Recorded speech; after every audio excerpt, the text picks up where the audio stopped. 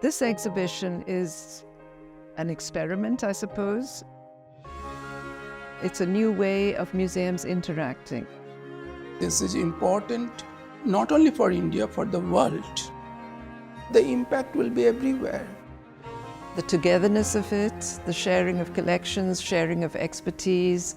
It's a learning experience from start to finish. It's coming together beautifully, a complete transformation. This museum works miracles.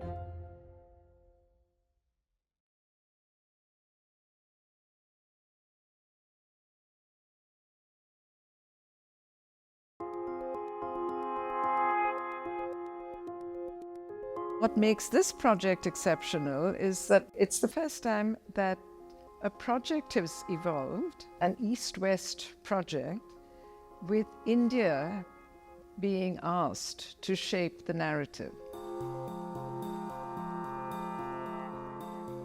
Our interest was to understand India's position in the ancient world.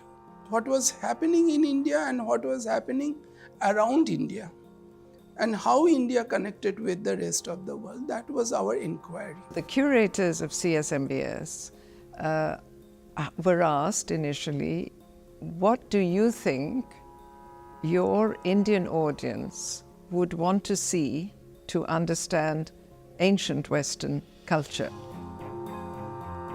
We thought that the best way to do that was to showcase sculptures, and all the sculptures in the exhibition happen to be sacred sculptures. They really carry the entire histories of their regions within them. We had the opportunity to do a meeting with the curators who are lending their objects from the British Museum, from Berlin, and from the Getty Museum. And we asked them some very Indian questions. And by Indian questions, we mean questions that may come to the mind of an Indian person who is looking at these objects. Why is it that a Greek god wears slippers? Why do the Greek gods look away? Why are the Greek gods always shown in the nude?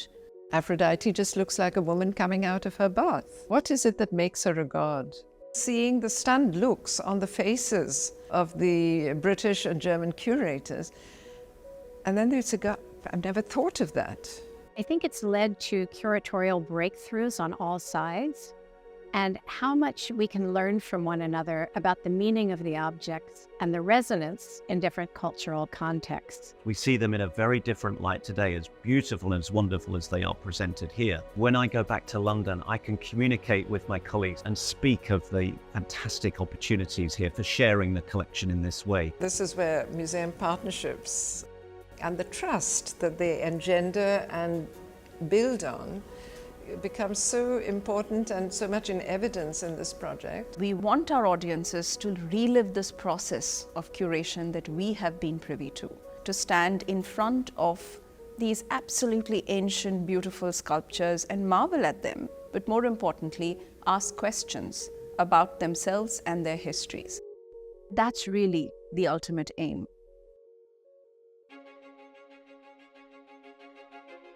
India, as you know, is a large country. It has very diverse people. You have the urban audience and you have the rural audience. You'd really have to travel to a large metropolis to be able to look at collections like what we have, And that's not something that an average Indian would be able to do.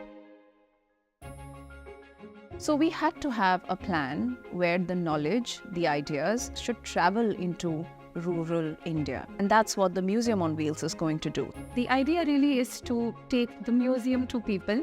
It functions on the principle of if you cannot come to the museum will come to you.